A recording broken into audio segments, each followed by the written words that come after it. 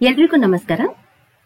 ಕಳೆದ ವಿಡಿಯೋ ಪಾಠದಲ್ಲಿ ಸಂಕ್ರಾಂತಿ ನಾಟಕದಲ್ಲಿ ಬರುವ ಪ್ರಮುಖ ಪಾತ್ರಗಳ ಬಗ್ಗೆ ಮತ್ತೆ ನಾಟಕದ ವಸ್ತುವಿನ ಬಗ್ಗೆ ಪರಿಚಯವನ್ನ ಮಾಡಿಕೊಂಡಿದ್ವಿ. ಇನ್ನು ಈ ವಿಡಿಯೋ ಪಾಠದಲ್ಲಿ ನಾಟಕಕ್ಕೆ ಹಿನ್ನೆಲೆಯಾಗಿ ವಚನ ಚಳುವಳಿಯ ಒಂದು ಪರಿಚಯವನ್ನ ಮಾಡಿಕೊಳ್ಳೋಣ. ವಚನ ಚಳುವಳಿ ಅಂದ ತಕ್ಷಣನೇ ಅದು ರೂಪುಗೊಂಡಿದ್ದು ಯಾವಾಗ? 12ನೇ ಶತಮಾನದಲ್ಲಿ. ಇನ್ನ 11ನೇ ಶತಮಾನದ ಈ ಉತ್ತರಾರ್ಧ ಮತ್ತು 12ನೇ ಶತಮಾನದ ಪೂರ್ವಾರ್ಧದಲ್ಲಿ ಕರ್ನಾಟಕದಲ್ಲಿ ರಾಜಕೀಯ ಅಶಾಂತಿ, ಮತೀಯ ಘರ್ಷಣೆ, ಜೈನ ಧರ್ಮದ ಅವನತಿ, ವೈಷ್ಣವ ಧರ್ಮದ ಅಲ್ಪ ಸ್ವಲ್ಪ ಜನಪ್ರಿಯತೆ ಇದ್ರೂ ಸಹ ಜನರ ಮನಸ್ಸು ಮಾನಸಿಕ ಅಶಾಂತಿಯಿಂದ ದುರ್ಗತಿಗೆ ಈಡಾಗಿತ್ತು. ಯಾಕೆ ಅಂದ್ರೆ ಆ ಕಾಲದಲ್ಲಿ ಈ ವೈದಿಕ ವ್ಯವಸ್ಥೆ ಮತ್ತೆ ರಾಜಪ್ರಭುತ್ವ ಮತ್ತೆ ಈ ಊಳಿಗಮಾನ್ಯಶಾಹಿ ಪದ್ಧತಿಯಂತ ಪ್ರಬಲ ಶಕ್ತಿಗಳು ಇದ್ವು. ಈ ಶಕ್ತಿಗಳು ಸಮಾಜದಲ್ಲಿ ಇರ್ತಕ್ಕಂಥ ಈ ಬಹುಸಂಖ್ಯಾತ ಜನರನ್ನ ತಮ್ಮ ಹಿಡಿತದಲ್ಲಿ ಇಟ್ಟುಕೊಂಡಿತ್ತು. ನೋಡಿ, ಅಂದ್ರೆ ಸಮಾಜದ ರಚನೆ ಹೇಗಿತ್ತು ಅಂತಂದ್ರೆ ವರ್ಣಾಶ್ರಮ ಧರ್ಮ ಪದ್ಧತಿಯ ಆಧಾರದ ಮೇಲೆ ರಚನೆ ಆಗಿತ್ತು. ವರ್ಣಾಶ್ರಮ ಧರ್ಮ ಪದ್ಧತಿ ಆಚರಣೆಯಲ್ಲಿ ಇತ್ತು. ಅಂದ್ರೆ ಬ್ರಾಹ್ಮಣ, ಕ್ಷತ್ರಿಯ, ವೈಶ್ಯ, ಶೂದ್ರ. ಅಂದ್ರೆ ಅತ್ಯಂತ ಮೇಲ್ವರ್ಗದಲ್ಲಿದ್ದಂಥವ್ರು ಯಾರು? ಬ್ರಾಹ್ಮಣರು. ಆನಂತರ ಕ್ಷತ್ರಿಯ, ಆನಂತರ ವೈಶ್ಯರು ಅಂದ್ರೆ ವ್ಯಾಪಾರಿಗಳು. ಅತ್ಯಂತ ಕೆಳ ಹಂತದಲ್ಲಿ ಇರ್ತಕ್ಕಂಥವ್ರು ಯಾರು? ಶೂದ್ರರು. ಈ ಶೂದ್ರರು ಮತ್ತೆ ದಲಿತರು ತಮ್ಮದೇ ಆದಂತ ಒಂದು ಉತ್ಪಾದನೆಯಿಂದ ಸ್ವಂತ ಬದುಕನ್ನ ಕಟ್ಟಿಕೊಂಡಿದ್ರೂ ಸಹ ಈ ಮೇಲ್ವರ್ಗದವರು ಅಥವಾ ಈ ಪ್ರಬಲ ಶಕ್ತಿಗಳು ಏನ್ ಮಾಡ್ತಾ ಇದ್ವು ಅಂದ್ರೆ ಅವರಿಗೆ ಯಾವ ಸೌಲಭ್ಯವನ್ನೂ ಕೊಡದೆ ಅತ್ಯಂತ ಕೀಳಾಗಿ ನೋಡ್ತಾ ಇದ್ವು. ಆಗ ಅವರಿಗೆ ಒಂದ್ ರೀತಿ ಬದುಕಿನ ಬಗ್ಗೆನೆ ಬಹಳ ಬೇಸರ ಬಂದ್ಬಿಡ್ತು. ಆ ರೂಢಿಮೂಲ ಪದ್ಧತಿ ಬಗ್ಗೆ, ಕಂದಾಚಾರದ ಬಗ್ಗೆ ಒಂದ್ ರೀತಿ ಹಿಂಸೆ ಉಂಟಾಗಿ ಅವರಿಗೆ ಬದುಕಿನಲ್ಲಿ ಒಂದು ಹೊಸ ವಿಚಾರವನ್ನ, ಹೊಸ ಬೆಳಕನ್ನ ಕಾಣಬೇಕು ಅಂತ ಹೇಳಿ ಹಂಬಲಿಸಿ ಅವರು ಬಸವಣ್ಣನವರ ನೇತೃತ್ವದಲ್ಲಿ ಒಂದು ಚಳುವಳಿಯನ್ನ ಮಾಡ್ತಾರೆ. ಅದನ್ನೇ ನಾವು ವಚನ ಚಳುವಳಿ ಅಥವಾ ಶರಣ ಚಳುವಳಿ ಅಂತ ಹೇಳಿ ಕರಿತೀವಿ. ಈ ವಚನ ಚಳುವಳಿಯಲ್ಲಿ ನೋಡಿ, ಈ ಚಳುವಳಿ ಒಳಗಡೆ ಅವಾಗ ಸಮಾಜದ ಎಲ್ಲಾ ಜಾತಿ ಜನ, ಎಲ್ಲಾ ವರ್ಗದ ಜನರು ಕೂಡ ಪಾಲ್ಗೊಂಡಿರ್ತಾರೆ. ಸುಮಾರು 300ಕ್ಕೂ ಹೆಚ್ಚು ಸಂಖ್ಯೆಯಲ್ಲಿ ಶರಣರು ಮತ್ತೆ 60ಕ್ಕೂ ಹೆಚ್ಚು ಜನ ಶರಣೆಯರು ಈ ಚಳುವಳಿಯಲ್ಲಿ ಪಾಲ್ಗೊಂಡಿದ್ರು. ಮತ್ತೆ ಈ ಚಳುವಳಿಯ ಒಂದು ಬಹಳ ಮುಖ್ಯವಾದಂತ ವೈಶಿಷ್ಟ್ಯ ಏನು ಅಂತಂದ್ರೆ ಇದು ಮೇಲ್ವರ್ಗದವರ ಶ್ರೇಷ್ಠತೆಯನ್ನ ಪ್ರಶ್ನಿಸುತ್ತೆ. ಮತ್ತೆ ರಾಜನ ದೈವತ್ವವನ್ನ ಪ್ರಶ್ನಿಸುತ್ತೆ. ರಾಜ ಪ್ರತ್ಯಕ್ಷ ದೈವ ಅನ್ನೋ ಒಂದು ಪರಿಕಲ್ಪನೆ ಇತ್ತಲ್ಲ, ಆ ಪರಿಕಲ್ಪನೆಯನ್ನೇ ಹೊಡೆದಾಕ್ತಾರೆ ಇವರು. ಮತ್ತೆ ಈ ಬಹಳ ಪ್ರಮುಖವಾಗಿ ವಚನಕಾರರು ವೈದಿಕ ವಿರೋಧಿಗಳು. ನೋಡಿ, ಅವರು ವೈದಿಕ ವಿರೋಧಿಗಳು ಸಮಾಜದಲ್ಲಿರ್ತಕ್ಕಂಥ ಜಾತಿ ಪದ್ಧತಿಯನ್ನ ಹೋಗ್ಲಾಡಿಸ್ತಾರೆ, ಲಿಂಗ ಸಮಾನತೆಯನ್ನ ತರ್ತಾರೆ. ಅಂದ್ರೆ ಇರುವ ಜಾಗದಲ್ಲಿ ಹೊಸದನ್ನ ತರುವಂತ ಒಂದು ಪ್ರಯತ್ನ. ಅಂದ್ರೆ ಜಾತಿ ಪದ್ಧತಿ ಇತ್ತಲ್ಲ, ಅದಕ್ಕೆ ಏನ್ ಮಾಡಿದ್ರು? ಇವನಾರವ ಎಂದೆನಿಸದಿರಯ್ಯ, ಇವ ನಮ್ಮವ ಎಂದೆನಿಸಯ್ಯ. ಕೂಡಲ ಸಂಗಮ ದೇವ, ನಿಮ್ಮ ಮನೆಯ ಮಗನೆಂದೆನಿಸಯ್ಯ ಅಂತ ಹೇಳೋದ್ರ ಮುಖಾಂತರ ಜಾತಿಯನ್ನ ಹೊಡೆದಾಕ್ಬಿಟ್ರು ಅವರು. ಮತ್ತೆ ನೋಡ್ರಿ, ಮತ್ತೊಂದು ಬಸವಣ್ಣನವರ ವಚನದಲ್ಲಿ ಏನ್ ಹೇಳ್ತಾರೆ? ಸೆಟ್ಟಿ ಎಂಬೆನೆ ಸಿರಿಯಾಳನ, ಮಡಿವಾಳನೆಂಬೆನೆ ಮಾಚಯ್ಯನ, ಡೋಹರನೆಂಬೆನೆ ಕಕ್ಕಯ್ಯನ, ಮಾದಾರನೆಂಬೆನೆ ಚೆನ್ನಯ್ಯನ, ಆನು ಹಾರುವನೆಂದರೆ ಹಾರುವ ಅಂದ್ರೆ ಬ್ರಾಹ್ಮಣ, ಕೂಡಲ ಸಂಗಮ ನಗುವನಯ್ಯ. ನಾನೇನಾದ್ರೂ ಬ್ರಾಹ್ಮಣ, ನಾನು ಬಹಳ ಶ್ರೇಷ್ಠವಾದವನು ಅಂತ ಹೇಳ್ಕೊಂಡ್ಬಿಟ್ರೆ ಆ ಕೂಡಲ ಸಂಗಮನೇ ನಕ್ಕು ಬಿಡ್ತಾನೆ ಅಂತ ಹೇಳ್ತಾ ಇದ್ದಾರೆ. ಅಂದ್ರೆ ಹಾಗೆ ಹೇಳೋದ್ರ ಮುಖಾಂತರ ಮೇಲು ಕೀಳಿಲ್ಲದ ಒಂದು ಸಮಾಜವನ್ನ ಅವರು ಸೃಷ್ಟಿ ಮಾಡ್ತಾ ಇದ್ದಾರೆ. ಮೇಲು ಕೀಳುನೇ ಇರಬಾರ್ದು. ಆ ತರದ ಒಂದು ಸಮಾಜವನ್ನ ಅವರು ಸೃಷ್ಟಿ ಮಾಡ್ತಾ ಇದ್ದಾರೆ. ಇನ್ನ ಈ ವರ್ಣ ವ್ಯವಸ್ಥೆಗೆ ಮತ್ತೆ ವೈದಿಕರ ಒಂದು ದೇವಾಲಯದ ಪರಿಕಲ್ಪನೆಗೆ ಅಲ್ಲಮ ಪ್ರಭುಗಳು ಕೊಡ್ತಕ್ಕಂಥ ಉತ್ತರ ನೋಡಿ ಹೇಗಿದೆ ಅಂದ್ರೆ, ಸ್ಥಾವರವನ್ನ ಹೊಡೆದಾಕ್ತಾ ಇದ್ದಾರೆ ಅವರು. ಜಂಗಮದ ಪರಿಕಲ್ಪನೆಯನ್ನ ತಗೊಂಡ್ ಬರ್ತಾ ಇದ್ದಾರೆ. ಏನ್ ಹೇಳ್ತಾರೆ ಅವರು? ದೇವರು ಬಂದರೆ ದೇಗುಲ ಓಡುವುದು ಕಂಡೆ, ಭಕ್ತರಿಗೆ ದಿಗ್ಭ್ರಾಂತಿಯಾಗುವ ಹಾಗೆ. ಭಕ್ತರಿಗೆ ದಿಗ್ಭ್ರಾಂತಿ ಆಗ್ಬಿಡ್ಬೇಕಂತೆ, ಅದು ದೇವಾಲಯನೇ ಓಡ್ ಹೋಗೋದನ್ನ ನೋಡ್ಬಿಟ್ರೆ. ಮತ್ತೆ ಈ ಚನ್ನಬಸವಣ್ಣನವರ ಒಂದು ವಚನ ನೋಡ್ಬೇಕು. ವೈದಿಕರನ್ನ ನಿರಾಕರಿಸ್ತಕ್ಕಂಥ ಚನ್ನಬಸವಣ್ಣನವರ ವಚನದ ಸಾಲುಗಳು ನೋಡ್ರಿ ಹೇಗಿದಾವೆ. 4 ವೇದವನ್ನು ಓದಿದ, ನೋಡಿ 4 ವೇದವನ್ನು ಓದಿದ ವಿಪ್ರರ ಮನೆಯ ಎಣ್ಣೆ, ಹೋಳಿಗೆ, ತುಪ್ಪ, ಸಕ್ಕರೆ ಎಂದರೆ ನಮ್ಮ ಶಿವಭಕ್ತರ ಶ್ವಾನ, ಶ್ವಾನ ಅಂದ್ರೆ ನಾಯಿ, ನಮ್ಮ ಶಿವಭಕ್ತರ ಶ್ವಾನ ಮೂಸಿ ನೋಡಿ ಅಂತ ಹೇಳಿ, ಮೂಸಿ ನೋಡಿ ಒಲ್ಲದೆ ಹೋಯಿತು, ಬೇಡ ಅಂತ ಹೇಳಿ ಬಿಟ್ಟು ಹೋಗ್ಬಿಡ್ತಂತೆ.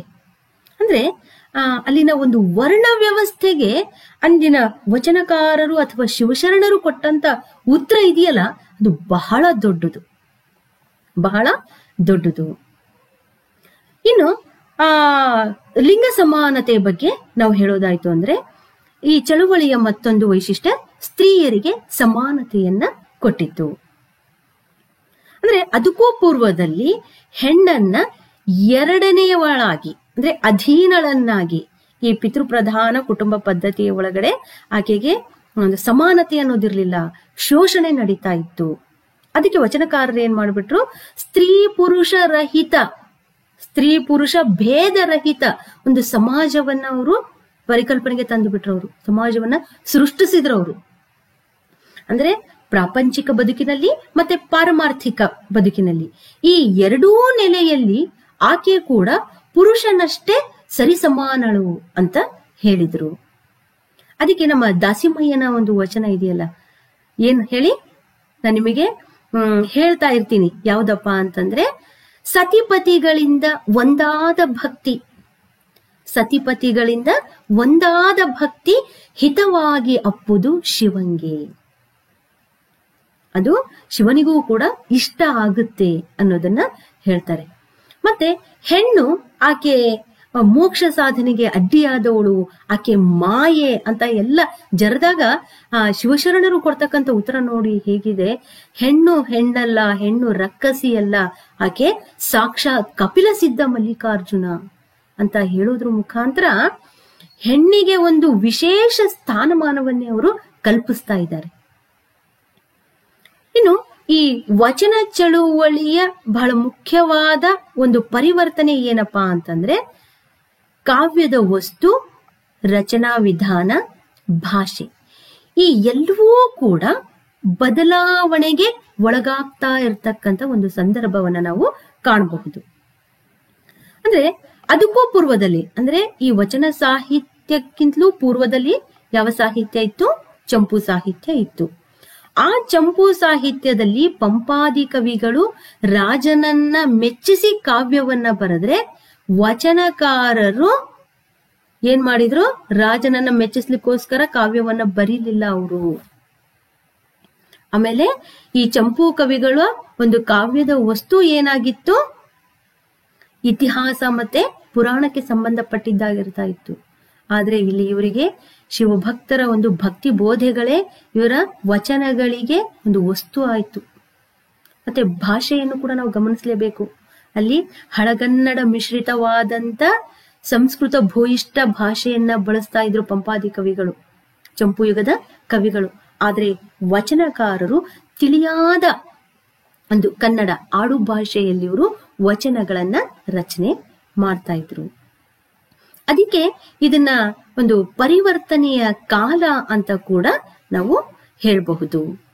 ಹೀಗೆ 12ನೇ ಶತಮಾನದಲ್ಲಿ ಸಮಾಜದಲ್ಲಿ ಜಡಗೊಂಡಂಥ ಅನೇಕ ವಿಚಾರಗಳನ್ನ ಪಲ್ಲಟಗೊಳಿಸುವಂತಹ ಒಂದು ಪ್ರಯತ್ನವನ್ನ ವಚನಕಾರರು ಮಾಡ್ತಾರೆ. ಈ ಪಲ್ಲಟವನ್ನ, ಈ ಸಾಂಸ್ಕೃತಿಕ ಸಂಘರ್ಷವನ್ನೇ ಇಟ್ಟುಕೊಂಡು ನಮಗೆ ಆಧುನಿಕ ಕನ್ನಡ ಸಾಹಿತ್ಯದಲ್ಲಿ ಅನೇಕ ನಾಟಕಗಳು ರಚನೆಯಾಗಿದ್ದಾವೆ. ಅದರಲ್ಲಿ ಲಂಕೇಶರ ಸಂಕ್ರಾಂತಿ ಕೂಡ ಒಂದು. ಇನ್ನು ಎಚ್.ಎಸ್. ಶಿವಪ್ರಕಾಶ್ ಅವರು ಬರೆದಿರುವ ಮಹಾಚೈತ್ರ, ಚಂದ್ರಶೇಖರ್ ಕಂಬಾರ್ ಅವರ ಶಿವರಾತ್ರಿ, ಎಂ.ಎಂ. ಕಲಬುರ್ಗಿ ಅವರ ಕೆಟ್ಟಿತ್ತು ಕಲ್ಯಾಣ, ನಟರಾಜ್ ಹುಳಿಯಾರ್ ಅವರ ಮುಂದಣ ಅನಂತ, ಗಿರೀಶ್ ಕಾರ್ನಾಡ್ ಅವರ ತಲೆದಂಡ ಮತ್ತೆ ಜಿ.ಬಿ. ಜೋಶಿ ಅವರ ನಾನಿ ಬಿಜ್ಜಳ. ನಾವು ಸಾಹಿತ್ಯಿಕವಾಗಿ ಚರ್ಚೆಗೆ ಒಳಪಡಿಸುವ ಸಂದರ್ಭದಲ್ಲಿ ಈ 5-6 ನಾಟಕಗಳನ್ನ ಇಟ್ಟುಕೊಂಡು ಚರ್ಚೆ ಮಾಡ್ತೀವಿ. ಆದ್ರೆ ಬಸವಣ್ಣನವರ ಬಗ್ಗೆ ಇನ್ನು ಬೇರೆ ಬೇರೆ ಜಾನಪದ ನಾಟಕಗಳು, ಪೌರಾಣಿಕ ನಾಟಕಗಳು ಕೂಡ ಬಂದಿದ್ದಾವೆ. ಆ ಗುಲ್ಬರ್ಗಾ ವಿಶ್ವವಿದ್ಯಾಲಯ 2 ಸಂಪುಟಗಳಲ್ಲಿ ಅದನ್ನ ಪ್ರಕಟ ಮಾಡಿದೆ, ಜಾನಪದ ನಾಟಕಗಳು ಮತ್ತೆ ಪೌರಾಣಿಕ ನಾಟಕಗಳು ಅಂತ ಹೇಳಿ. ಪ್ರೀತಿಯ ವಿದ್ಯಾರ್ಥಿ ಮಿತ್ರರೇ, ನೋಡಿ, ಇಲ್ಲಿವರೆಗೂ ಕೂಡ ನೀವು ನಾಟಕಕ್ಕೆ ಹಿನ್ನೆಲೆಯಾಗಿ ವಚನ ಚಳುವಳಿಯ ಒಂದು ಪರಿಚಯವನ್ನ ನೋಡಿದ್ರಿ. ಇನ್ನು ಕೊನೆಯದಾಗಿ ಈ ಏನ್ ಹೇಳೋದಕ್ಕೆ ನಾನು ಪ್ರಯತ್ನ ಪಡ್ತಾ ಇದ್ದೀನಿ ಅಂತಂದ್ರೆ, ಆಧುನಿಕ ಕನ್ನಡ ಐತಿಹಾಸಿಕ ನಾಟಕದಲ್ಲಿ ಈ ಲಂಕೇಶರ ಒಂದು ಸಂಕ್ರಾಂತಿ ನಾಟಕ ಇದೆಯಲ್ಲ, ಅದು ಒಂದು ವಿಶಿಷ್ಟ ಮಾದರಿಗೆ ಸೇರುವಂತದ್ದು ಅಂತಾನೆ ಹೇಳ್ಬಹುದು. ಇನ್ನು 12ನೇ ಶತಮಾನದ ಒಂದು ಶರಣ ಚಳುವಳಿಯ ಪ್ರಭಾವ, ಈ ಚಾರಿತ್ರಿಕ ವ್ಯಕ್ತಿಗಳಾದಂತ ಬಿಜ್ಜಳ ಮತ್ತೆ ಬಸವಣ್ಣನವರ ಒಂದು ಪಾತ್ರ ನಾಟಕದಲ್ಲಿ ಚರ್ಚೆಗೆ ಗುರಿಯಾಗಿರೋದು, ಮತ್ತೆ ಹರಳಯ್ಯ ಮಧುವರಸರ ಮಕ್ಕಳಲ್ಲಿ ಅಂದು ನಡೆದಂತ ಒಂದು ವಿವಾಹ ಮಾದರಿಯ ಪ್ರಣಯ ಕಥೆ ನಾಟಕಕ್ಕೆ ಬೆನ್ನೆಲುಬಾಗಿರುವುದು. ಇನ್ನು ಉಷಾ ರುದ್ರರ ಒಂದು ಪ್ರೇಮ ಪ್ರಕರಣದ ಮೂಲಕ ಈ 12ನೇ ಶತಮಾನದ ಶರಣ ಚಳುವಳಿಯನ್ನ ಸಮಕಾಲೀನ ನೆಲೆಯಲ್ಲಿ ವಿವರಿಸ್ತಕ್ಕಂತ ಈ ನಾಟಕ ಇದೆಯಲ್ಲ, ಪಾತ್ರ ರಚನೆಗಿಂತ ನಮಗೆ ಸನ್ನಿವೇಶ ಮತ್ತು ಕಲ್ಪನೆಗಳ ಮೂಲಕ ಅದು ತನ್ನ ಗುರಿಯನ್ನ ಮುಟ್ಟುತ್ತೆ ಅಂತ ಹೇಳ್ಬೋದು. ಇಲ್ಲಿವರೆಗೂ ಕೂಡ ನೀವು ಏನನ್ನ ನೋಡಿದ್ರಿ? ಸಂಕ್ರಾಂತಿ ನಾಟಕದಲ್ಲಿ ಬರ್ತಕ್ಕಂತ ಪ್ರಮುಖ ಪಾತ್ರಗಳ ಬಗ್ಗೆ, ಆಮೇಲೆ ನಾಟಕದ ವಸ್ತುವಿನ ಬಗ್ಗೆ, ಆಮೇಲೆ ವಚನ ಚಳುವಳಿಯ ಒಂದು ಹಿನ್ನೆಲೆ ಮತ್ತು ಬಸವಣ್ಣನವರ ಬಗ್ಗೆ ಬಂದಿರತಕ್ಕಂತ ಇತರ ನಾಟಕಗಳ ಬಗ್ಗೆ ತಿಳ್ಕೊಂಡ್ರಿ. ಈ ವಿಡಿಯೋ ಪಾಠ ಮಾಡ್ಲಿಕ್ಕೆ ನಾನು ಬಳಸ್ಕೊಂಡಿರ್ತಕ್ಕಂತ ಪಠ್ಯಗಳು ಅಂದ್ರೆ ಅಧ್ಯಯನ ಸಾಮಗ್ರಿ ಯಾವ್ದ್ಯಾವ್ದು ಅಂದ್ರೆ ಸಂಕ್ರಾಂತಿ ನಾಟಕ, ಮತ್ತೆ ಎಂ.ಎಂ. ಕಲಬುರ್ಗಿ ಅವರು ಬರೆದಿರ್ತಕ್ಕಂತ ಬಸವಯುಗದ ವಚನ ಸಂಪುಟ, ಮತ್ತೆ ಭಾರತೀಯ ಭಕ್ತಿ ಚಳುವಳಿಗಳು ಅಂತ ಹೇಳಿ ಷಣ್ಮುಖಯ್ಯ ಕುರ್ಮಠ ಅವರು ಬರೆದಿರ್ತಕ್ಕಂತ ಪುಸ್ತಕ, ಸಾಹಿತ್ಯ ಪರಿಷತ್ತಿನಿಂದ ಅದು ಪ್ರಕಟ ಆಗಿದೆ. ಇನ್ನು ಕೆ ಮರಳಸಿದ್ದಪ್ಪನವರ ಆಧುನಿಕ ಕನ್ನಡ ನಾಟಕ ಅನ್ನುವಂತ ಒಂದು ಪಠ್ಯ, ಮತ್ತೆ ಕೊನೆಯದಾಗಿ ಸಾಲುದೀಪಗಳು.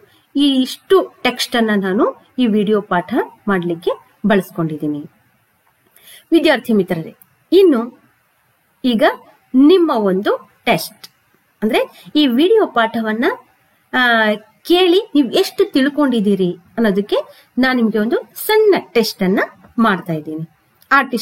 ಆ ಟೆಸ್ಟ್ ನಿಮಗೆ ಗೊತ್ತು, ಕಳೆದ ವಿಡಿಯೋ ಪಾಠದಲ್ಲಿ ಕೂಡ ನಾನು ಮಾಡಿದ್ದೆ. ಏನಪ್ಪಾ ಅಂತಂದ್ರೆ, ಈ ಬಹು ಆಯ್ಕೆಯ ಪ್ರಶ್ನೆಗಳನ್ನ ಕೇಳೋದ್ರ ಮುಖಾಂತರ ನೀವೆಷ್ಟು ತಿಳ್ಕೊಂಡಿದ್ದೀರಿ ಅಂತ ಹೇಳಿ ನಾನು ನೋಡ್ತೀನಿ. ಮೊದಲನೇ ಪ್ರಶ್ನೆ ನಿಮಗೆ, ಸಂಕ್ರಾಂತಿ ನಾಟಕ ಪ್ರಥಮ ಮುದ್ರಣವಾದದ್ದು ಯಾವಾಗ? ಸಂಕ್ರಾಂತಿ ನಾಟಕ ಪ್ರಥಮ ಮುದ್ರಣವಾದದ್ದು ಯಾವಾಗ? ಮೊದಲನೇ ಆಯ್ಕೆ 1970, ಎರಡನೇ ಆಯ್ಕೆ 1971, ಮೂರನೇ ಆಯ್ಕೆ 1972, ನಾಲ್ಕನೇ ಆಯ್ಕೆ 1973. ಹಾಗಿದ್ರೆ ಸರಿಯಾದ ಉತ್ತರವನ್ನ ನೋಡೋಣವಾ?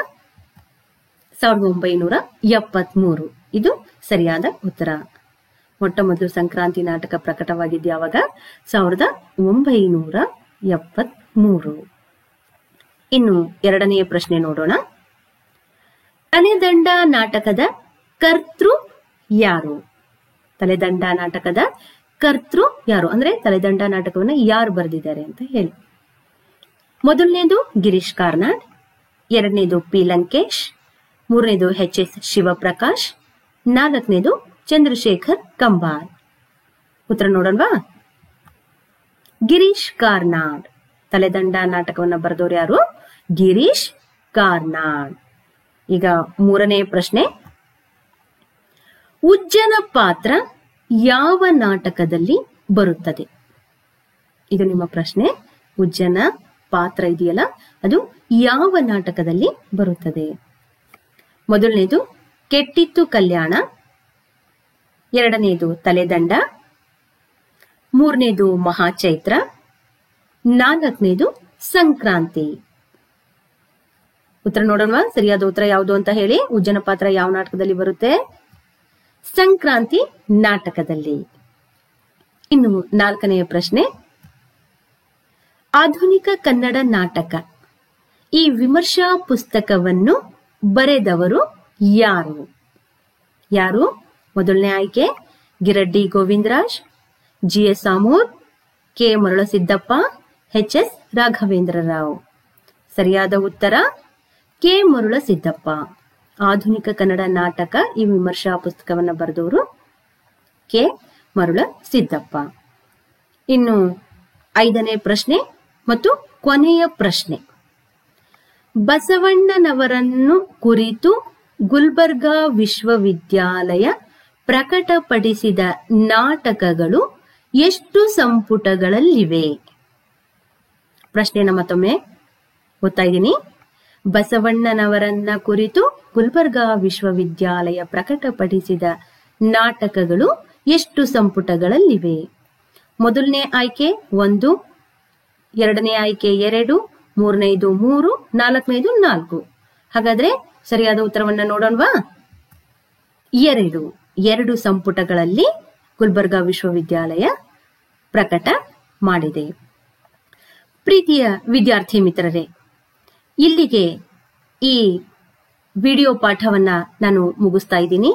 ಮುಂದಿನ ಒಂದು ವಿಡಿಯೋ ಪಾಠದಲ್ಲಿ ನಾಟಕವನ್ನ ಪ್ರವೇಶ ಮಾಡೋಣ. ಅಂದ್ರೆ ನಾಟಕದ ಮೊದಲನೇ ದೃಶ್ಯವನ್ನ ನೋಡೋಣ. ಅಲ್ಲಿವರೆಗೂ ಎಲ್ರಿಗೂ ನಮಸ್ಕಾರ.